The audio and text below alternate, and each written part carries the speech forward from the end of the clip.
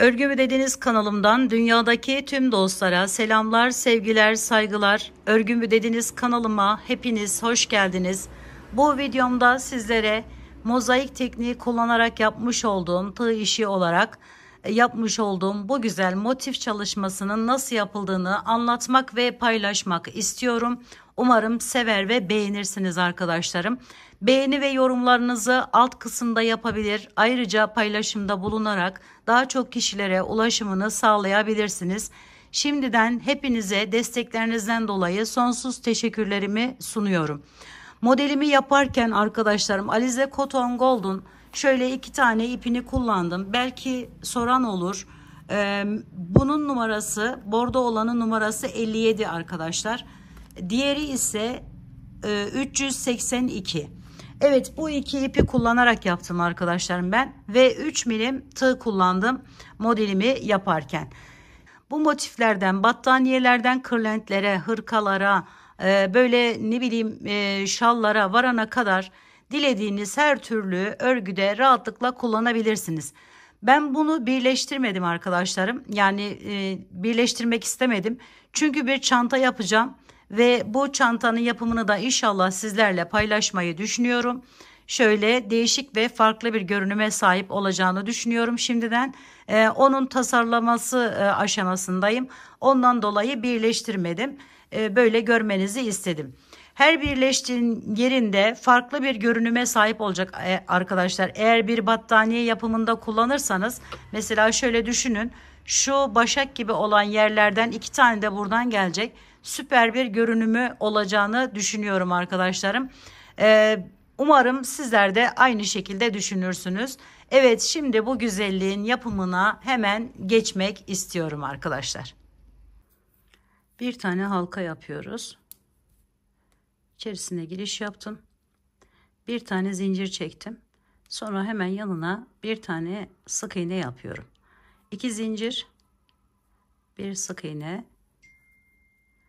1 2 zincir, bir sık iğne, 1 2 zincir, biraz küçültelim, bir sık iğne. Şimdi 1 2 3 2 tane zincir çektim, geliyorum, şöyle şuradan giriş yapıyorum ve buraya bağlıyorum.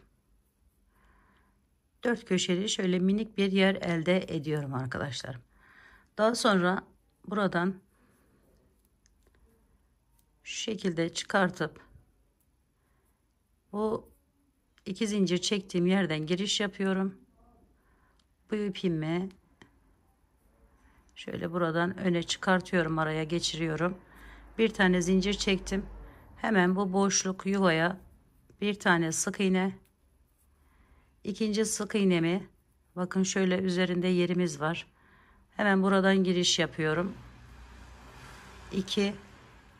Sonra diğer boşluğa, yani aynı zamanda köşemiz oluyor. Oradan giriş yaparak 3 tane sık iğne yapıyorum.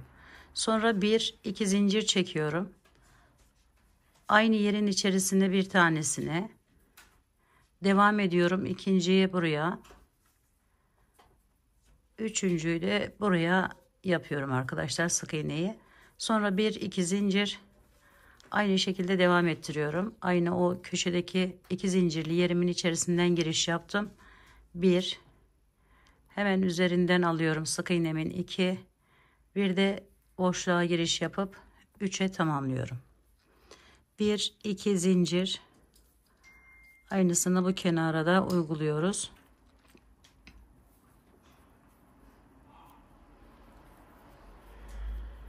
1 2 zincir çektim. Yine geliyorum, bu zincir çektiğim yer ile birleştiriyorum. Bu şekilde. Sonra geri dönüyorum. Buradan aldım ipimi. Bir tane zincir çektim. Hemen yanına bir tane sık iğne ile devam ettim.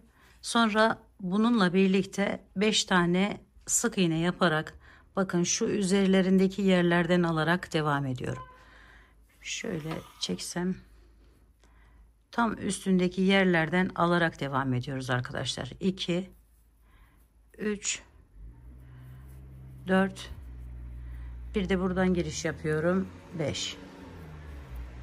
Sonra 2 zincir, tekrar 5 tane sık iğne yaparak devam ediyorum. Özellikle söylüyorum, bu üzerindeki V gibi olan yerlerin arka kısımlarından alıyoruz arkadaşlar. 2, 3, 4 ve 5. Bunu içerisinden alabiliriz. Ortadaki üçlüyü üzerlerindeki yerden aldık. Bakın şuraları birazdan kullanacağız. 1, 2 zincir. Tekrar bir tane içine normal. Diğer üçünü arka kısmından alıyorum. 1, 2, 3. Sonra buradan giriş yapıp buraya da bir tane yapıyorum. 1, 2 zincir çekiyorum. Tekrar devam ediyorum.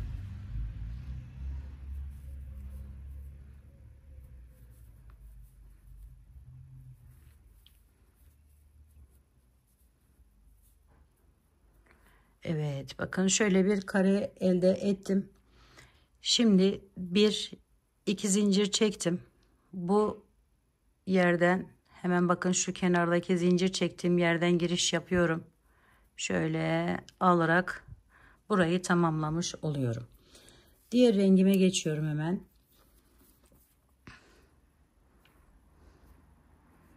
Bunu öncelikle bağladım bu şekilde. Buraya arkadaşlarım şöyle çıkarttım. İçerisinden giriş yapıyorum yine. Şuradan alıp öne doğru çektim. Bir tane zincirimi çekiyorum. Hemen yanına bir tane sık iğnemi yapıyorum. Köşem benim. Daha sonra buradaki ilkinin üzerine normal bir sık iğne yapıyorum. Arkadan alarak sonra üzerine aldım. Buraya bakın şu aşağıda 3 tanesini şeyden almıştık. Biri ilkini bu şekilde alıyorum. Bir, ikincisini üzerinden arkasından giriş yaparak sık iğne yapıyorum. Sonra tekrar bir atladık. Buradan giriş yapıyoruz. Yine üstündeki yerden ve buraya da bir tane ikili trabzan yapıyoruz. Sonra gelen yerden bakın şurası. Hemen girişimizi yapıp buraya sık iğne yapıyoruz. Sonra bu yuvaya normal bir tane sık iğnemizi yaptık. 2 zincir çekiyoruz. Bir tane daha aynı yere sık iğnemizi yapıyoruz. Ve bakın şuradan başlıyorum. Bir tane buraya sık iğne üzerine aldım. Aşağıda 3 tanesini şöyle arka taraflarından almıştık. Hemen ilkinin şu şekilde. Buradan da bu şekilde de giriş yapabilirsiniz. Şu şekilde de alabilirsiniz. Hiç fark etmez, hangisi kolayınıza gelirse. Biri yaptım.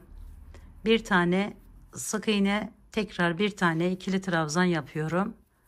Sonra bir sık iğne buraya, bir de köşeme yapıyorum. 1, 2 zincir çektim. Yine köşeye, bu aradaki zincirleri geniş çekin arkadaşlar, gevşek yapın. Sonra yine aynı şekilde burayı da devam ettiriyorum.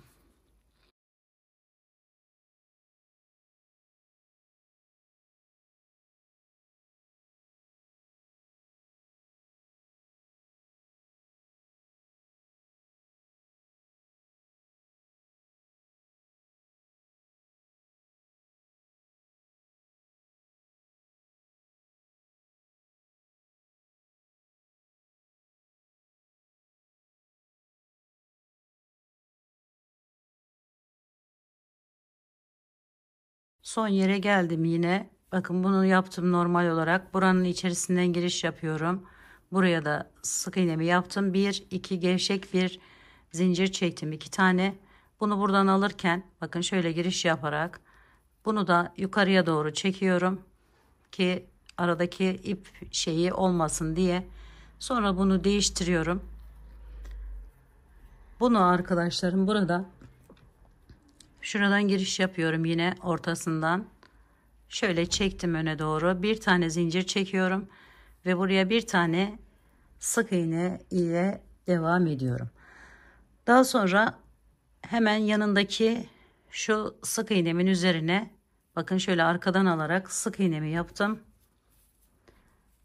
Ve üzerine alıyorum. Bunu yaptıktan sonra alttaki bıraktığım yarısını yaptığım yerden şöyle giriş yaptım. Buraya bir tane ikili trabzan. Bu ikili trabzanımın üzerine sık iğne. Bu aradaki bıraktığımız yere arkadaşlarım bakın. Şöyle alarak bir tane ikili trabzan. Buraya bir tane sık iğne. Sonra buraya bir tane ikili trabzan. Bunun üzerine sık iğne ve iç kısmına, köşeme yani yine bir tane sık iğne, bir iki gevşek zincir, sonra bir tane sık iğne daha yapıyorum. Ve yine bakın şu arka tarafından giriş yaparak sık iğne, bunun üzerine ikili trabzan, ikili trabzanımın üzerine sık iğne yapıyorum. Aradaki boşluğa bir tane ikili trabzan, buraya sık iğne, buraya ikili trabzan, buraya sık iğne ve diğer köşeye geçmiş oluyorum. Evet, görüntümüz bu şekle geliyor arkadaşlar. Şimdi bir iki zincir, tekrar aynı yere bir tane daha, aynı şekilde devam ettirelim.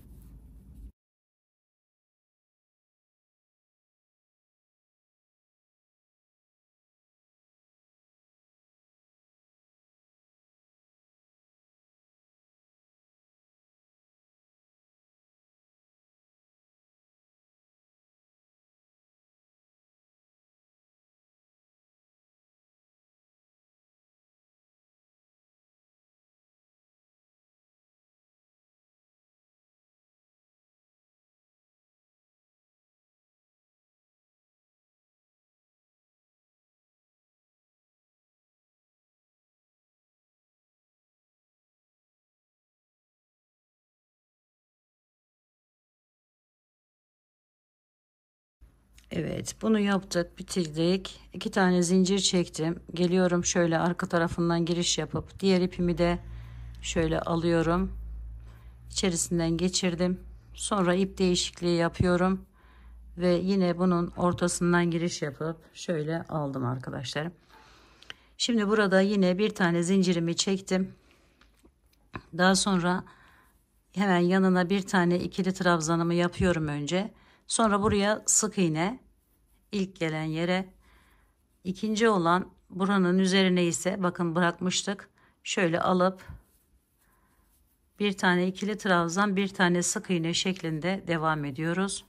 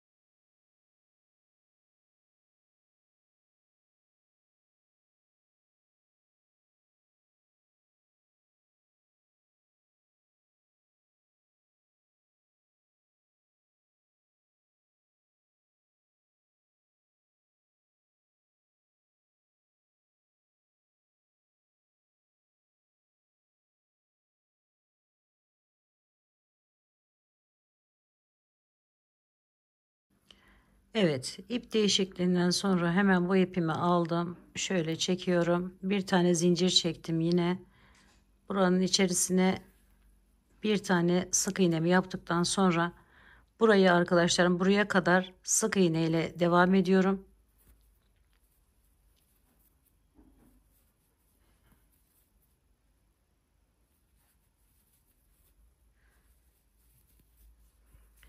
Tam ortadakinin üzerine bir tane ikili trabzan yapıyorum. Sonra yine sık iğne ile devam ediyorum.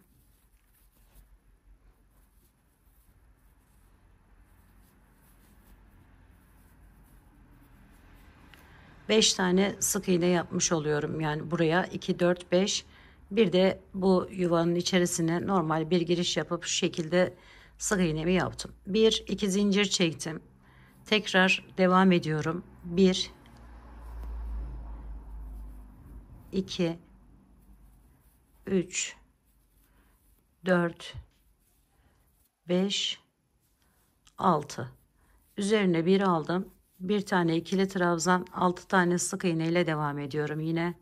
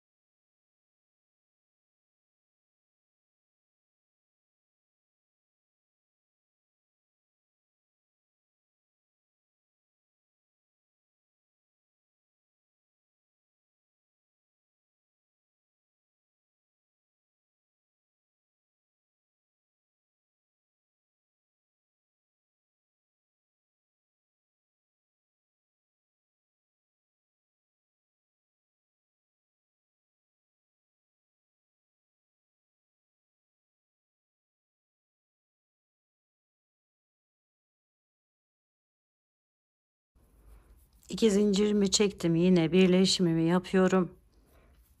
Aşağıdan yukarıya ipimi aldım. Şimdi bu ipimi alıyorum. Değişikliği yaptıktan sonra burası da önemli arkadaşlarım. Bakın burada 2 zincir çekmiştik.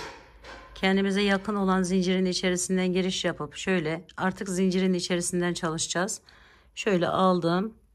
Bir tane zincir çektim. Aynı yerin içerisine bir tane sık iğnemi yapıyorum. Sonra devam ediyorum. Yine bunun üzerinden bir tane sık iğnemi yaptım. Üzerine bir aldım. Aşağıya iniyorum. Bakın şuraya. Buraya bir tane ikili trabzan, bir tane sık iğne hemen yanındaki yere. Sonra tekrar bir ikili trabzan.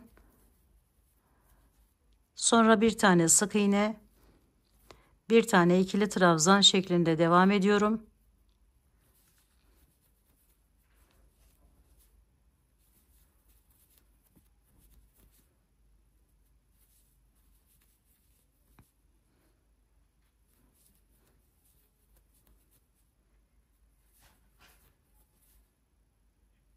Bakın şu ranın üzerine sık iğnemizi yaptık. Hemen buradaki şu V gibi olan köşemin kenarındaki yerden giriş yaparak buraya bir tane ikili trabzan yapıyorum. Yanındaki yerin üzerinden giriş yapıyorum ve köşemin zincirinin içerisinden giriş yaparak bir tane sık iğne yapıyorum. 2 tane zincir çekiyorum gevşek bir şekilde. Sonra tekrar diğer zincirin içerisine giriş yapıyorum. Bir tane buraya sık iğneden sonra hemen yanındaki bu yerin üzerine sık iğnemi yaptım. Sonra üzerine bir alıp aşağıdan bir ikili trabzan, bir sık iğne yaparak devam ediyorum. Sık iğneleri hep arkadan çalışıyoruz arkadaşlar. Arka taraftaki yerlerden alarak devam ediyoruz.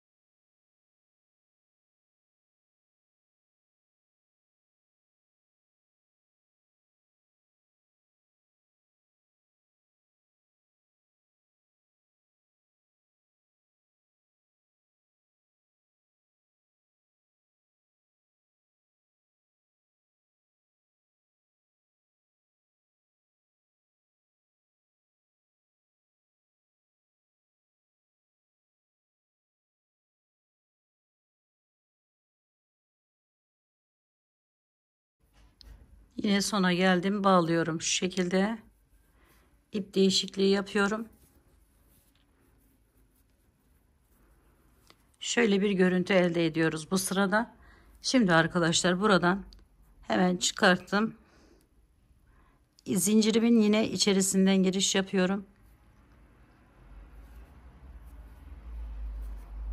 Çektim birazcık. Aynı zincirimin içerisine ilk sık iğnemi yaptım. Sonra bu yanındaki şu yerden giriş yaparak bakın üstünden sık iğnemi yapıyorum. Üzerine bir aldım. Aşağıya iniş yapıyorum. Aşağıdaki yerime bir tane bu şekilde sık iğne ikili trabzanımı yapıyorum. Sonra devam ediyorum. Sık iğneler ile 2 3. Burada ikili trabzan yapmıyoruz. Şöyle 2 4 5 tane sık iğneden sonra bir tane bu ortadan giden şunu arkadaşlarım hiç değiştirmeden her sırada ikili trabzan yapıyoruz ona. Hemen yaptım onu da bakın. Şimdi 5 tane yine 1 2 3 4 5. Sonra buraya üzerine aldım. Giriş yaparak bu şekilde alttan çıkartarak bir tane ikili trabzan yapıyorum. Yanındaki yerin üzerine sık iğnemin üzerine yine bir sık iğne yaptım. Köşeye geldim. Köşede gevşek çekin deme sebebim bu arkadaşlar. Daha rahat alıyorsunuz çünkü bir tane zincir çektim. Pardon sık iğne yaptım. Bir iki zincir çektim. Sonra hemen bakın diğer zincirimin içerisinden giriş yapıyorum. Buraya da bir tane sık iğne önce sonra hemen yanındaki yere sık iğne üzerine bir alıp alttaki bu yerden alarak bir tane sık iğne ikili trabzan yapıyorum. 5 tane sık iğne ile devam ediyorum. 1 2 3 4 ve 5. Sonra üzerine bir alıp ortaya bir tane ikili trabzan yapıyorum. Tekrar 5 tane sık iğne 1 2 3 4 5. Sonra üzerine bir aldım. Yine aşağıya inip buraya bir tane ikili trabzan, 2 tane sık iğne ile devam ediyorum. 1 2 zincir çektim. Aynı şekilde buraları da tamamlıyoruz arkadaşlar.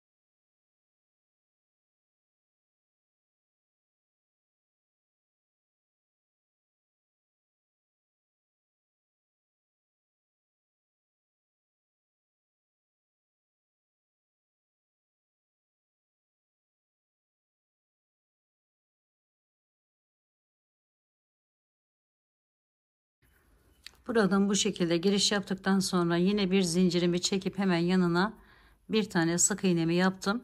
Şimdi devam ediyorum buradan. Sık iğne yapıyorum. 1 2 3. Bunu bir taneye düşüreceğiz arkadaşlar. 2 kutucuk yapmıştık. Hemen 3, şöyle 4 ve 5. 5 tane, bu köşedekinden hariç 5 tane sık iğne ile geldim buraya. Sonra üzerine bir aldım ve bu alttaki ikili trabzanımın üzerinden giriş yaparak buraya bir tane ikili trabzan yapıyorum. Bir tane sık iğne yapıyorum. Sonra tekrar bir tane daha ikili trabzan yapıyorum. Sonra bir tane sık iğne ortadan giden yerimin üzerine, sonra üzerine alıp bir kutucuk yapıyorum. Yani bir tane ikili trabzan, bir tane sık iğne, sonra bir tane ikili trabzan yapıyorum. Sonra 5 tane yine sık iğne ile devam ediyorum. 1, 2, 3, 4, 5. Buraya geldiğimizde yine zincirimin içerisinden giriş yapıyorum. Sonra 2 zincir çekiyorum. Tekrar zincirimin içerisinden giriş yaparak bunu da sayarsak 6 tane sık iğne ile devam ediyorum. 1, 2, 3, 4,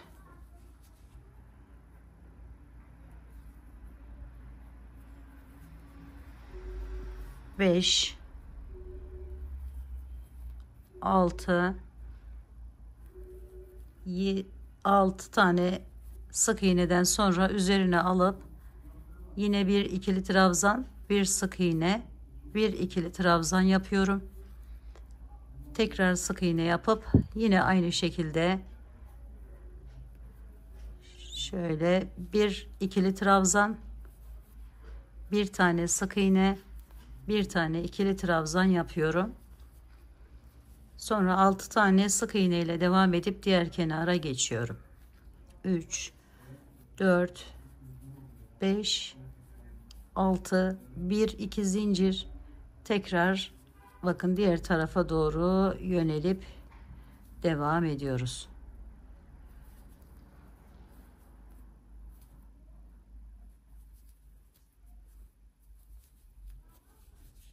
Şimdi yine buranın aynı şekilde 1'e düşürüyoruz sayısını, kutucuk sayısını.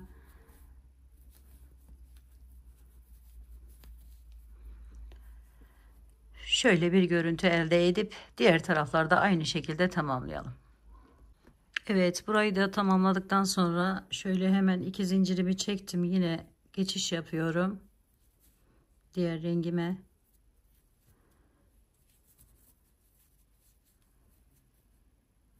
Yine zincirimin üzerinden çalışma yapacağım arkadaşlarım burada da.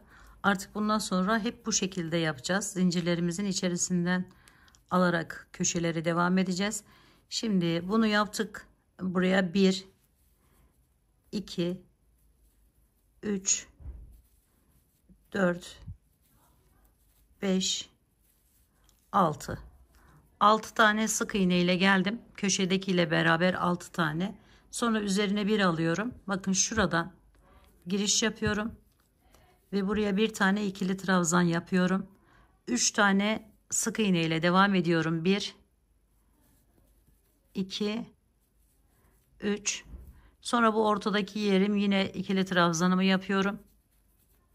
Yine 3 tane sık iğne ile devam ediyorum. 1, 2, 3. Sonra hemen bitim yerine bir tane ikili trabzan yapıyorum. Sonra 6 tane sık iğne ile devam ediyorum. 1, 2, 3, 4, 5, 6. 2 zincir çektim. Yine 6 tane sık iğne ile devam ediyorum. 1, 2, 3, 4, 5, 6. Sonra üzerine bir alıp alttaki yerden giriş yapıp bir tane ikili trabzan, 3 tane sık iğne, 1, 2, 3. Sonra bir tane ikili trabzan yapıyorum. 3 tane sık iğne yapıyorum. 1, 2, 3. Sonra bir tane ikili trabzan yapıyorum. Sonra 6 tane sık iğne ile devam edip diğer kenara geçiyorum.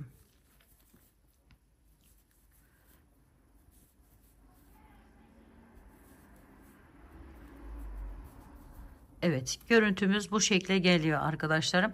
Aynı şekilde diğer kenarlarda tamamlayalım. Evet, şimdi ip değişikliği yaptım. Yine bir diğer sıraya geçiyoruz. Hemen köşedeki işlemimi gerçekleştiriyorum ve devam ediyorum.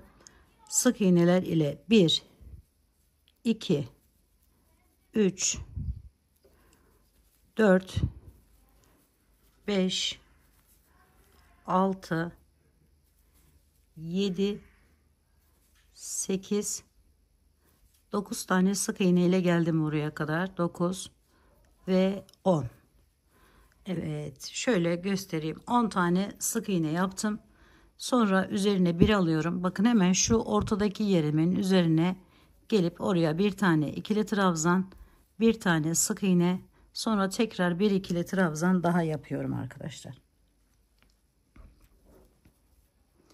Sonra yine 10 tane sık iğne ile köşeye kadar devam ediyorum. 2 3 4 5 6 7 8 9, bir de zincirimin içerisine 10. 2 zincir çektim gevşek bir şekilde ve devam ediyorum. Yine 10 tane sık iğne, 2 3 4 5 6 7 8 9 10. Evet, geldim buraya. Hemen bir tane ikili trabzan, bir tane sık iğne, bir tane ikili trabzan yapıyorum. Yine 10 tane sık iğne ile diğer tarafa geçiyorum arkadaşlar.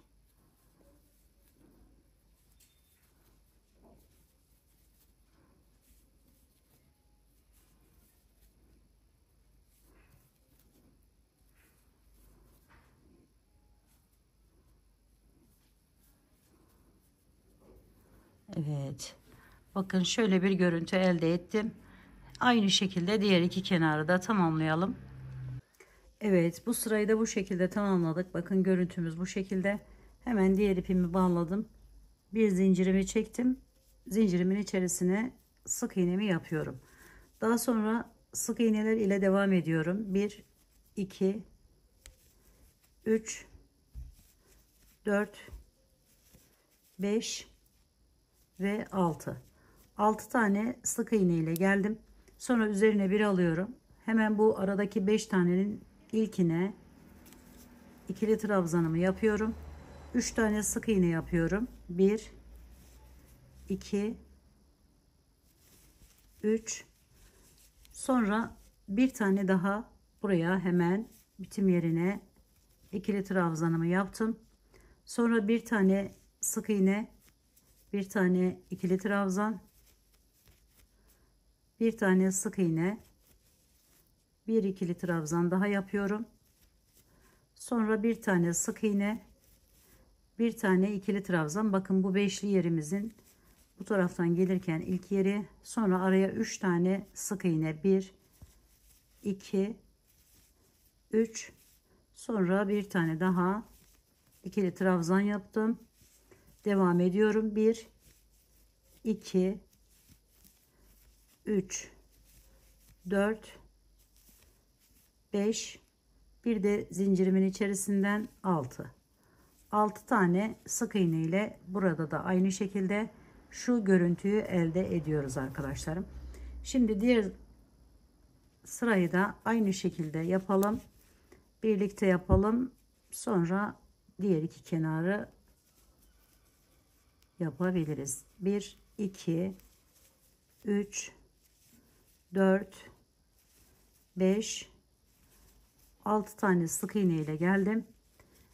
Sonra buraya bir tane ikili trabzan, 3 tane sık iğne, 1 2 3, bir tane üzerine alıp ikili trabzan, bir tane sık iğne, bir tane ikili trabzan, bir tane sık iğne, bir tane ikili trabzan, yine bir sık iğne ve bir ikili trabzan, 3 tane sık iğne, 1 2 3, sonra bir tane ikili trabzan, bir tane, burası olmak üzere 6 tane sık iğne ile devam ediyorum.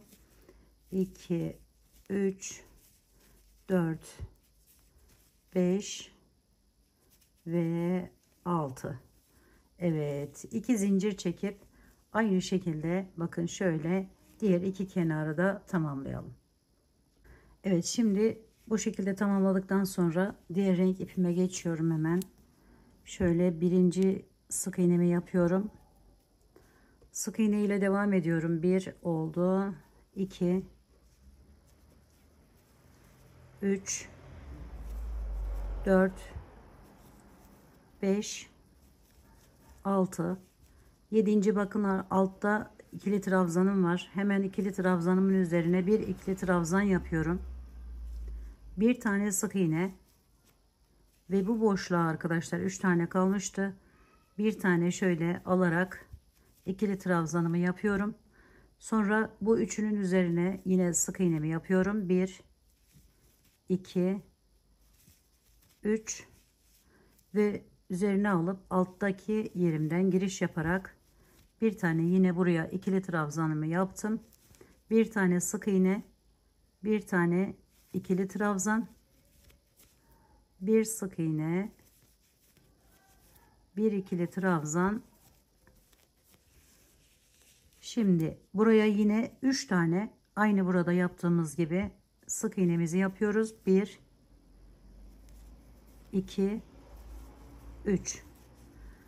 Buranın sonuncu yerinden giriş yapıp bir tane ikili trabzan, bir tane sık iğne, sonra tekrar bir tane aşağıdakinden alıp ikili trabzanımı yapıyorum. 6 tane sık iğne ile yine devam ediyorum. 1 2 3 4 5 ve 6. Köşeye geldim gördüğünüz gibi. Yine 2 zincir çekiyorum. Aynı şekilde devam ediyorum. 6 tane sık iğne. 1 2 3 4 5 6, sonra bir tane ikili trabzan, bir tane sık iğne, bir tane ikili trabzan, 3 tane sık iğne, 1 2 ve 3, sonra üzerine alıp bir tane ikili trabzan, bir tane sık iğne, bir tane ikili trabzan, bir tane sık iğne, bir tane ikili trabzan, bir tane sık iğne, sonra bir tane, pardon, 1 2 3 tane, bu tarafa bakacağı için arkadaşlar, 3 tane sık iğne, bir tane ikili trabzan, bir sık iğne, bir ikili trabzan ve 6 tane sık iğne ile diğer tarafa, diğer kenarlara geçiyorum.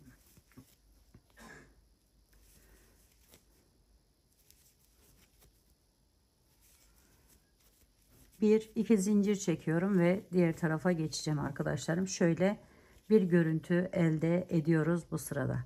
Evet, diğer ikisini de aynı şekilde yapalım. Şimdi diğer renk ipime geçtim. Bakın burayı bu şekilde tamamladım. Hemen birinci sık iğnemi buranın içerisine yapıyorum. Sonra devam ediyorum sık iğneler ile. 2 3 4 5 6 7 ve 8 tane sık iğne ile geldim arkadaşlar. Şimdi üzerine alıyorum. Bakın buradaki yeri, şurayı yapıyoruz arkadaşlarım şu anda. Bir tane buraya ikili trabzan yapıyorum. Hemen yanına sık iğne yapıyorum. Sonra bir tane daha ikili trabzan yapıyorum. Bu araya sık iğne ile devam ediyorum. Şöyle 3 tane sık iğne yapacağım. 1 2 3. Buna tekrar bakın şurası, tekrar bir tane ikili trabzan yapıyorum. Yine bir tane sık iğne, bir tane ikili trabzan şeklinde burayı devam ediyorum.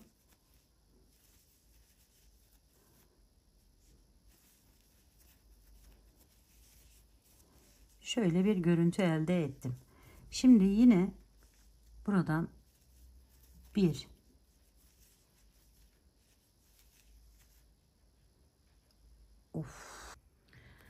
evet arkadaşlarım, diğer bir sıraya geçtim. Şimdi rengimi bağladım. İlk sık iğnemi yapıyorum. Sonra devam ediyorum sık iğneler yapmaya. Şöyle 2 3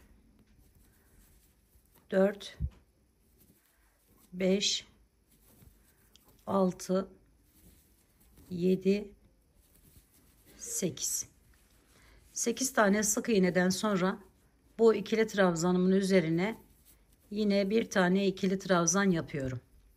Daha sonra bu araya arkadaşlar 3 tane sık iğne ile devam ediyorum. 1 2 3. Sonra ikili trabzanımı buraya yapıyorum.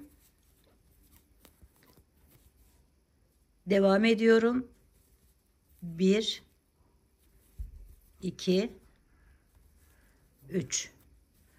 3 tane sık iğne yaptım. Sonra üzerine bir alıp buraya da bir tane ortadan giden ikili trabzanımızı devam ettik. Sonra 3 tane sık iğne ile devam ediyorum. 1 2 3.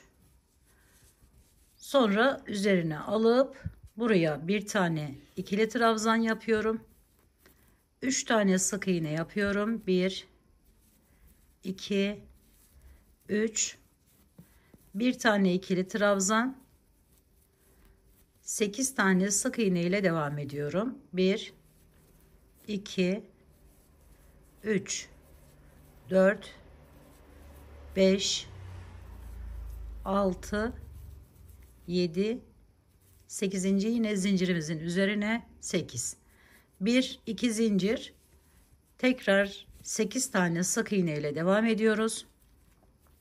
1 2 3 4 5 6 7 ve 8.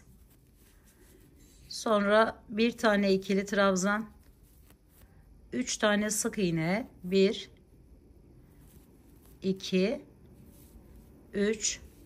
Sonra bir tane ikili trabzan, 3 tane sık iğne, 1 2 3. Ortadaki yerime yine bir tane ikili trabzan, sonra tekrar 3 tane sık iğne devam ediyorum. 1 2 3. Dördüncüde ikili trabzan yapıyorum. 3 tane sık iğne yapıyorum. 1 2 3 ve bir tane ikili trabzandan sonra 8 tane sık iğne yapıp diğer kenara geçiyorum.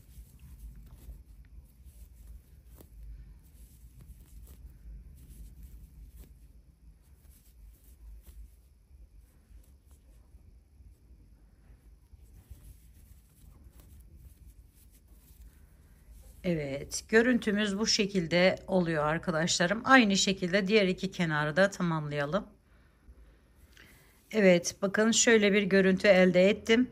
Şimdi arkadaşlarım buradan sık iğneler ile buraya kadar devam ediyorum. İkili trabzan yapmadan şöyle sık iğneler ile devam edelim. 2 3 4 5 6, 7, 8, 9, 10, 11, 12, 13, 14. 14 tane sık iğne ile geldim buraya. Sonra üzerine bir aldım. Bakın şurada 3 tane yerim vardı. İlkinden giriş yapıp bir tane ikili trabzan yapıyorum. Araya 5 tane sık iğne ile devam ediyorum. 1, 2, 3, 4, 5. Sonra tekrar bir tane ikili trabzan yapıyorum. Ve sık iğneler ile devam edip bitiriyorum.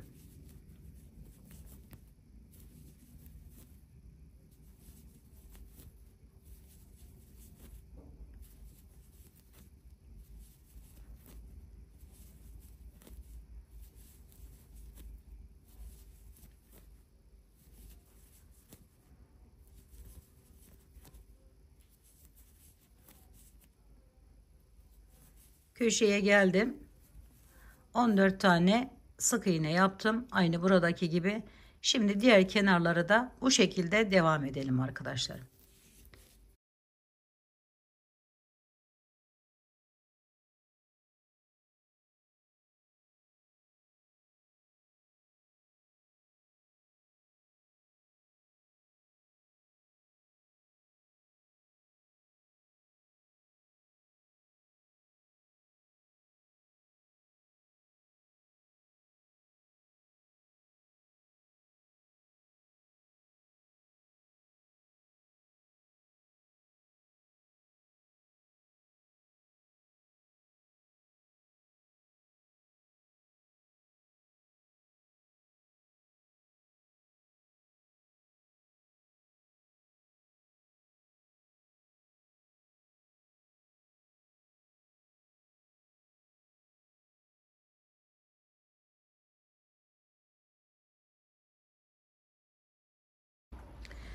Evet arkadaşlarım, diğer kenarları da tamamladıktan sonra görüntümüz bu şekle geldi.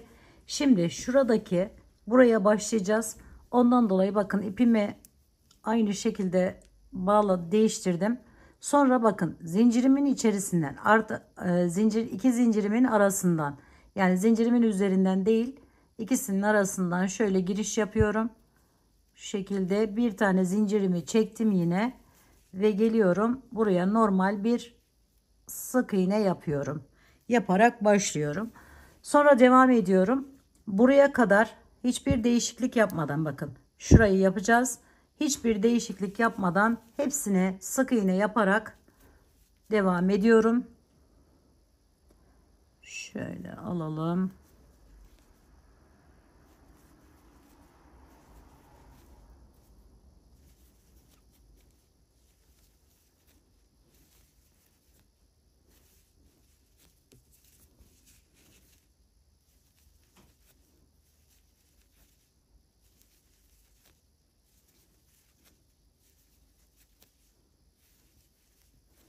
Bakın son yere geldiğimizde hemen buraya bir tane ikili trabzanımı yapıyorum.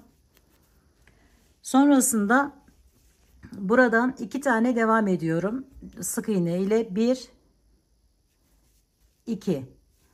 2 tane devam ettikten sonra ortada 3 tane kalıyor arkadaşlar. Bu üçüne ikili trabzan yapıyorum. 1, 2 ve şöyle üçüncüyü de aldım ve 3 tane ikili trabzan yaptım buraya. Sonra hemen yanına 2 tane sık iğnemi yapıyorum. 1, 2, tekrar bir ikili trabzan yapıyorum ikili trabzanımın üzerine. Devamını sık iğneler ile tamamlayıp diğer kenara geçiyorum.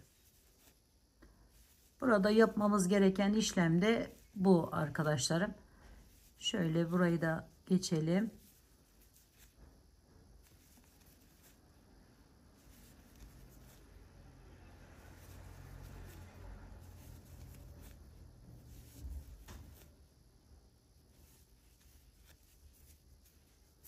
Şimdi bakın bu köşeye geldiğimde köşemin direkt içerisinden giriş yaptım. Şöyle bir tane sık iğnemi yaptım. Bir iki zincir çektim. İkinciyi de yapıyorum.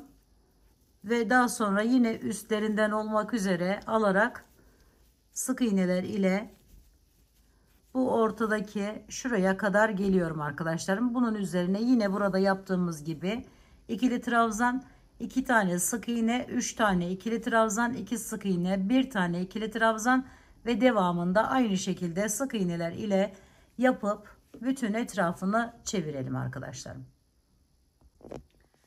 Evet arkadaşlarım, bu sırayı da bu rengimle bu şekilde tamamladıktan sonra diğer rengime geçtim hemen.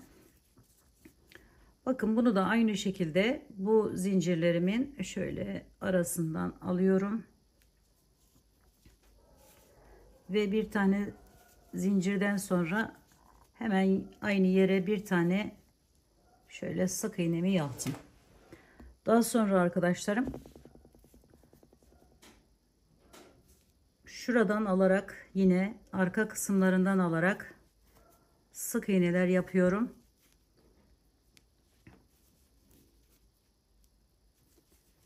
Ve bu sık iğneler ile bakın buraya kadar, yani modelimizde şuraya kadar devam ediyorum. Hemen hızlıca geçelim.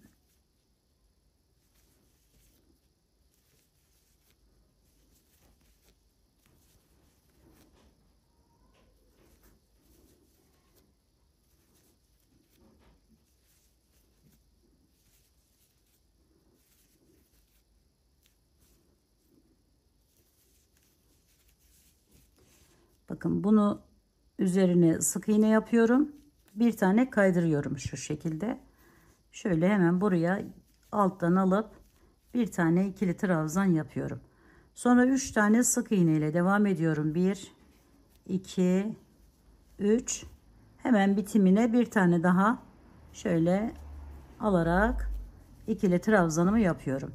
Daha sonrasında yine sık iğneler ile devam ediyorum.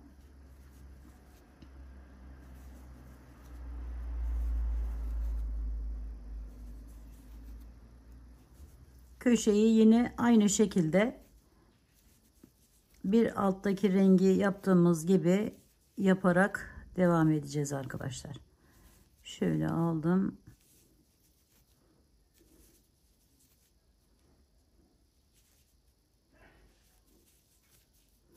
Bakın son yerdi burası. Hemen içerisinden giriş yaptım. Alıyorum. 1-2 zincir. Tekrar aynı yerden alarak yine sık iğneler yaparak devam ediyoruz. Şöyle bir görüntü elde ediyoruz arkadaşlarım. Evet, buraları da aynı burası gibi tamamlayalım. Şimdi bu sırayı da bu şekilde tamamladıktan sonra diğer renk ipime geçiyorum. Hemen şuradan girişimi yaptım. Bir tane zincirimi çektim ve sık iğnemi yapıyorum önce buraya. Sonra yanına bakın şu krem rengi olan yerimin hemen üzerinden sık iğnemi yapıyorum. Sonra üzerine alıp şuradan alttaki yerden giriş yaparak buraya ikili trabzanımı yapıyorum. Bu arayı arkadaşlarım sık iğne ile geçiyorum.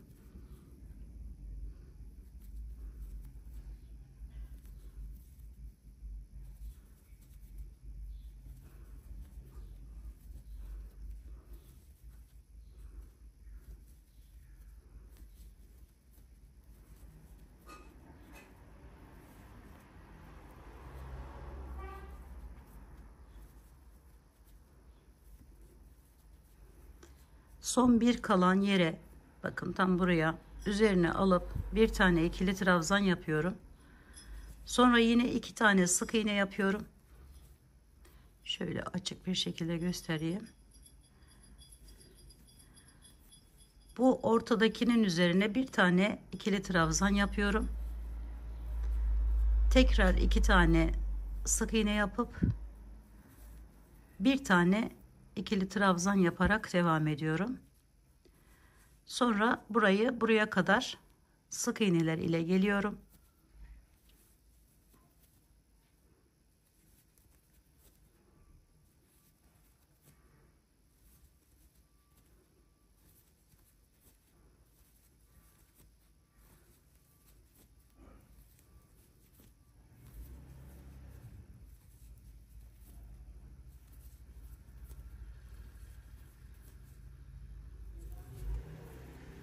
Şimdi son yere geldim, bakın hemen alttan iniş yapıp şöyle ikili trabzanımı yapıyorum.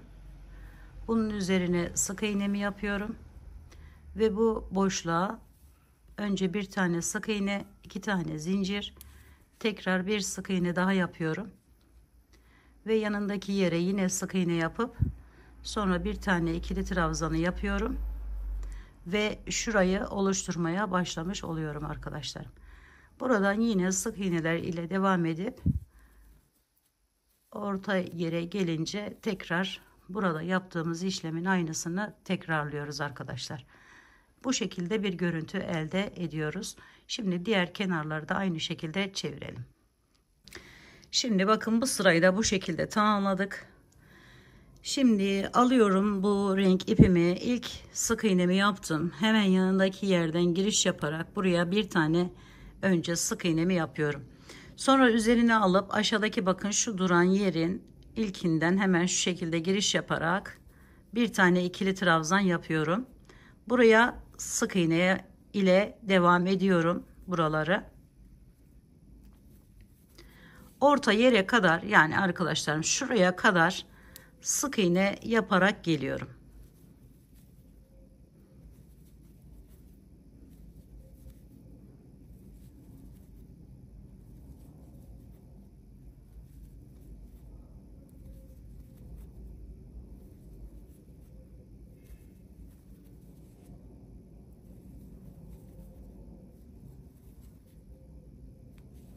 Şimdi buradan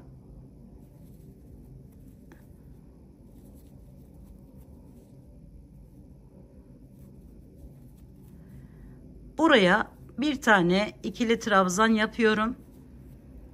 Tam ortaya bir tane sık iğne yapıyorum. Tekrar bir ikili trabzan da bu tarafına yapıyorum. Ve aynı şekilde sık iğneler yaparak devam ediyorum.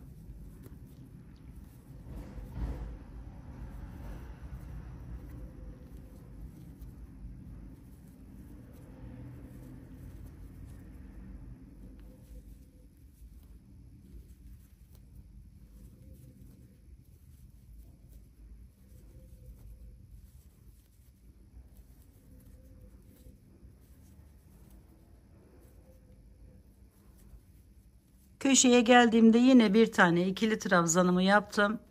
Bir tane yanına sık iğnemi yapıyorum. Sonra böyle aradan giriş yaparak buraya sık iğnemi yapıyorum. Bir iki zincir çektim. Tekrar diğer sık iğnemi yapıyorum. Normal ortaya. Sonra üzerinden alarak bir tane daha sık iğne, alttan giriş yapıp alarak bir tane ikili trabzan yapıyorum. Ve sık iğneler ile devam edip yine burada yaptığımız işlemi diğerlerine de yapıyoruz arkadaşlarım ve bu sırayı da bu şekilde tamamlıyoruz. Evet, bu şekilde tamamladım. Şimdi diğer renk ipime geçiyorum.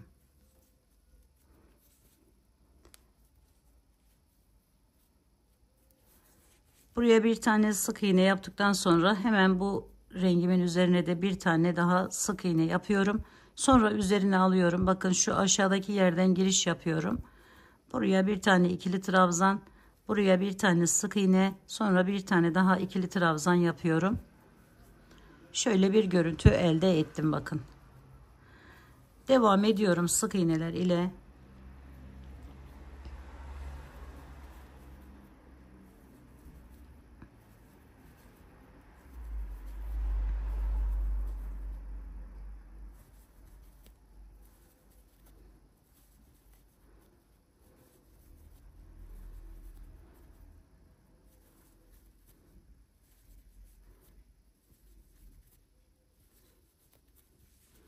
Buraya geldim. Buradan bir tane ikili trabzan yapıyorum. Sonra 3 tane sık iğne yapıyorum. 1 2 3. Sonra üzerine bir aldım ve buraya bir tane ikili trabzan yaptıktan sonra sık iğneler ile devam ediyorum.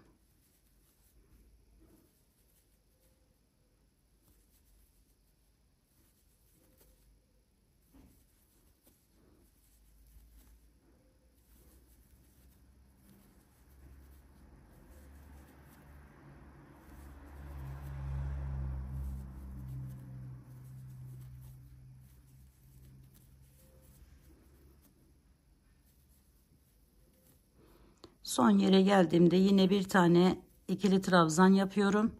Bir tane sık iğne yapıyorum. Bir tane bu şekilde alarak ikili trabzan yapıyorum.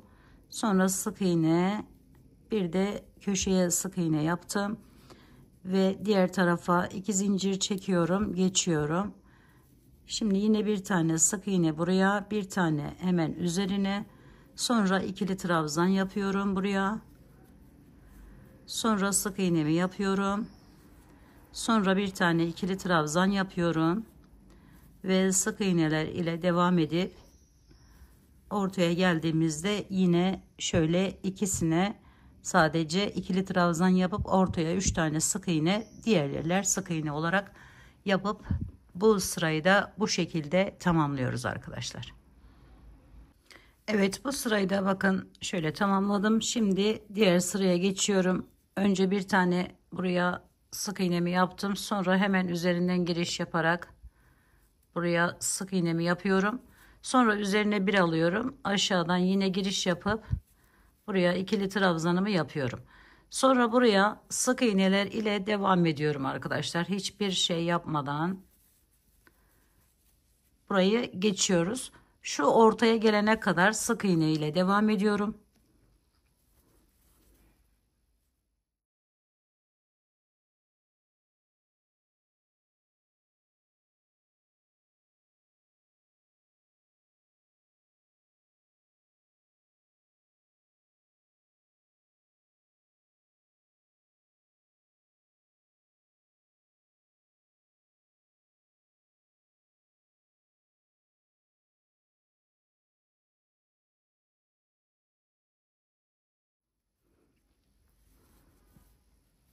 Tam bu ikisinin ortasına gelen şuradan giriş yaparak bir tane ikili trabzan yapıyorum. Sonra yine sık iğneler ile köşeye kadar devam ediyorum.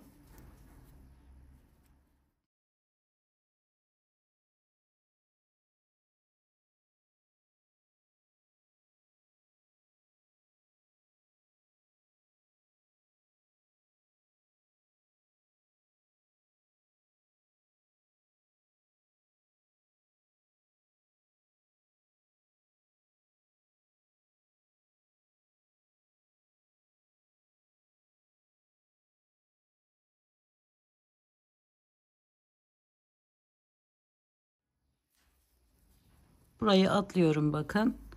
Buraya geldim. Yine üzerine alıp buradan bir tane ikili trabzanımı yapıyorum.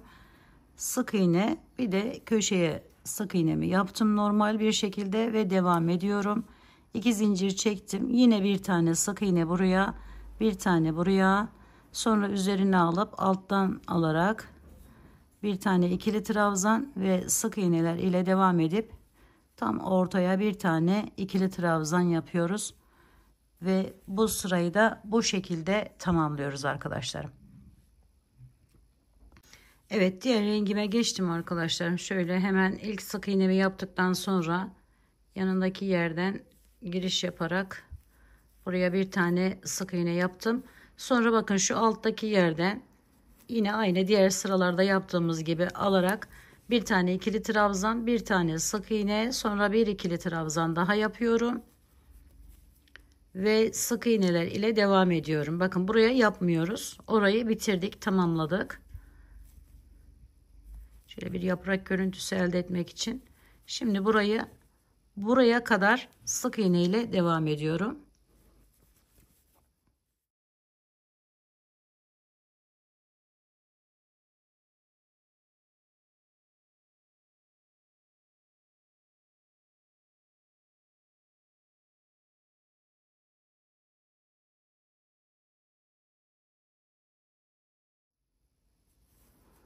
Buraya geldiğimde bakın son yerim, buraya yaklaştım. Buradan alıyorum alttan bir tane ikili trabzan, bir tane sık iğne, sonra bir tane daha ikili trabzan yapıyorum. Burayı kapatmış oluyorum arkadaşlar. Şimdi sık iğneler ile devam ediyorum yine.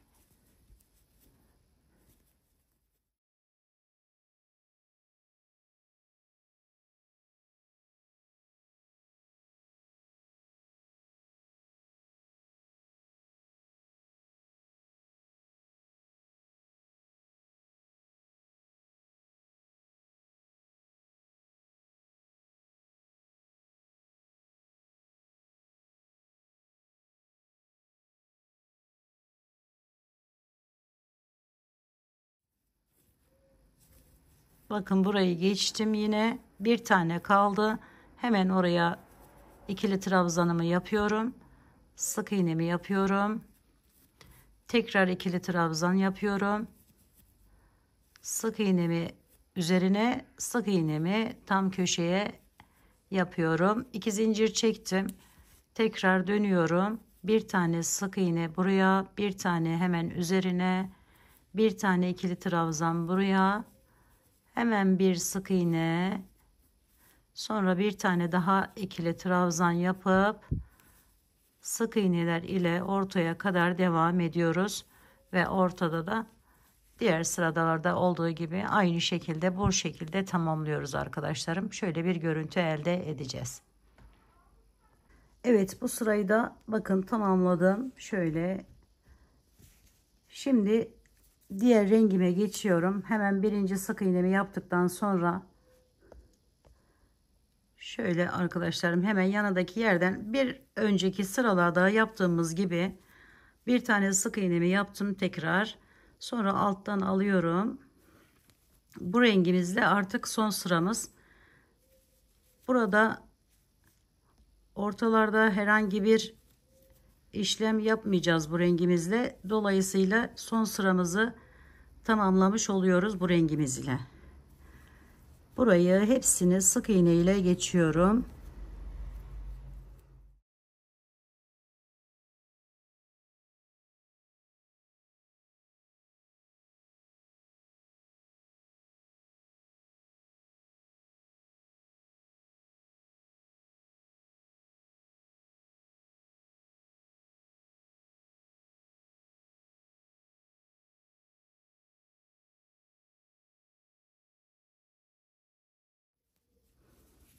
Burayı da tamamladığım için bakın ortaya geldim. Hiçbir şey yapmadan hepsine sık iğne yaparak devam ediyorum.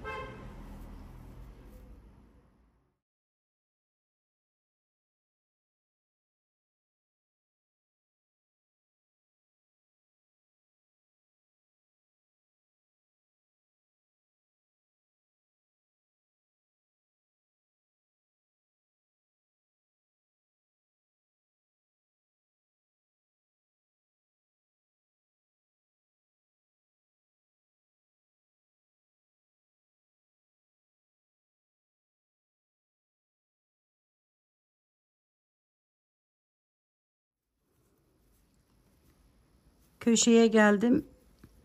Köşede üzerine alıp yine aynı şekilde devam ediyorum. Bir tane ikili trabzan, bir sık iğne, bir sık iğne de tam köşeye yaptıktan sonra 2 zincir çektim. Yine sık iğnemi yaptım. Sonra yanındaki sık iğneyi yapıyorum. Sonra bir tane ikili trabzan yapıp sık iğneler yaparak diğer kenarları da bu şekilde tamamlıyorum. Şöyle göstereyim arkadaşlar, bakın.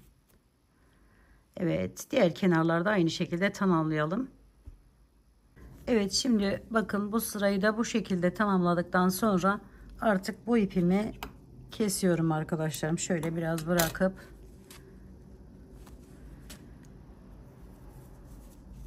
şimdi diğer rengime geçtim. Bir tane sık iğnemi yaptıktan sonra hemen üzerinden giriş yapıp alttaki bu kestiğim ipi de aradan götürerek şöyle bir tane sık iğne, bir tane ikili trabzan yapıyorum önce. Sonra buradan bir tane sık iğnemi yapıyorum ve bunun üzerine yine bir tane ikili trabzan yapıyorum ve sık iğneler ile devam ediyorum. Bu sıra aynı zamanda bizim birleştirme sıramızda arkadaşlar. Diğer parçaya bir miktar göstermek istiyorum. Son kenarı birleştirsek yeterli olur. Şöyle devam edelim.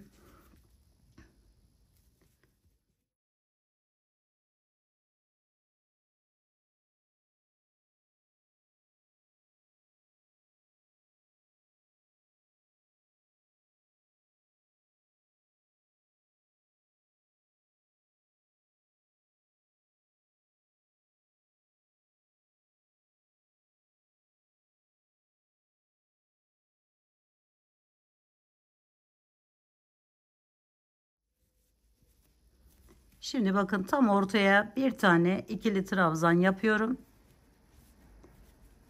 Ve böylelikle bu gelen üçgen olan yeri de tamamlamış oluyorum. Sonra yine sık iğneler ile devam ediyorum.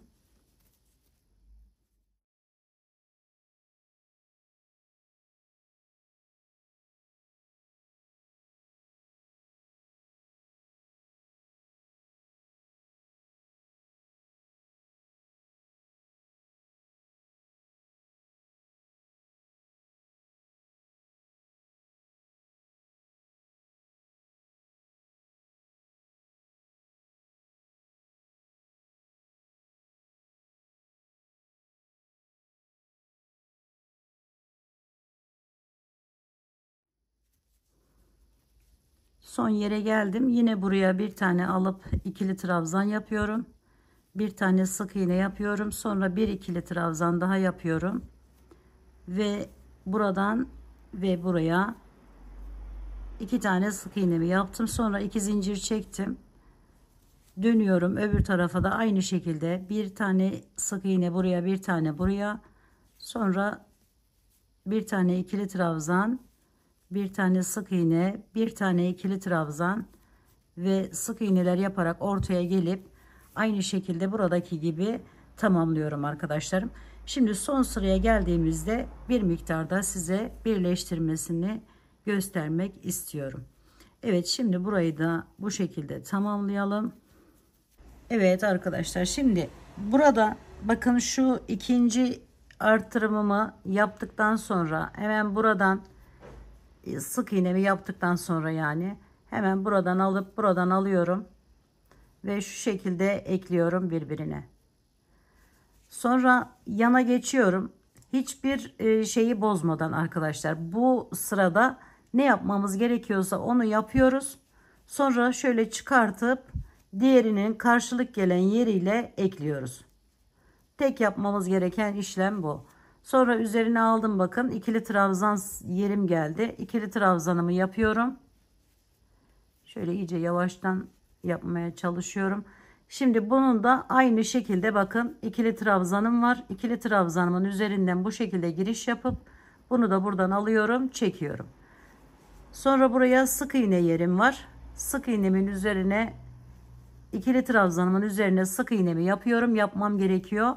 Sonra hemen çıkartıp buradaki sık iğnemin üzerinden giriş yapıp şöyle çekiyorum. Bakın şöyle hiç belli olmayan gayet güzel bir görüntü elde ediyoruz arkadaşlar. Üzerine bir aldım.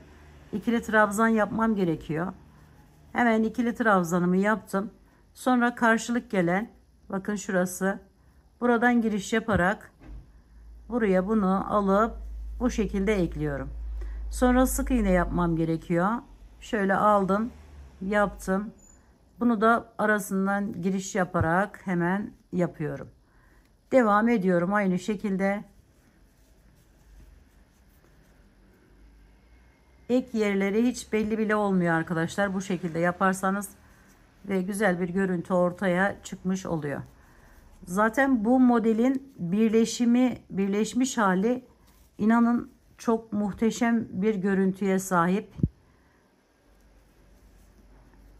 Şöyle bakın. Böyle devam ediyoruz ve şöyle bir görüntü elde ediyoruz. Evet arkadaşlarım, ütümüzü de yaptıktan sonra görüntümüz bu şekle geldi.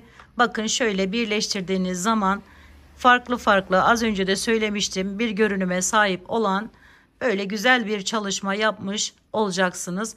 Umarım sizler de sevmiş ve beğenmişsinizdir. Ben özellikle birleştirmedim çünkü bir çanta yapmayı düşünüyorum bundan. Bu motifleri değerlendirmek amaçlı. Onu da yapımını inşallah sizlerle paylaşmayı düşünüyorum arkadaşlarım en kısa sürede. Umarım sevmiş ve beğenmişsinizdir arkadaşlarım. Yapacak olan arkadaşlarıma şimdiden kolaylıklar diliyorum. Örgümü dediniz kanalıma abone olmayı, beğenmeyi, yorum yapmayı, paylaşımda bulunmayı unutmazsanız çok mutlu olurum. Bir dahaki en farklı, en değişik örgü, model, teknik ve tasarımlarında görüşmek üzere. Hoşça kalın, sağlıkla kalın, Allah'a emanet olun arkadaşlar.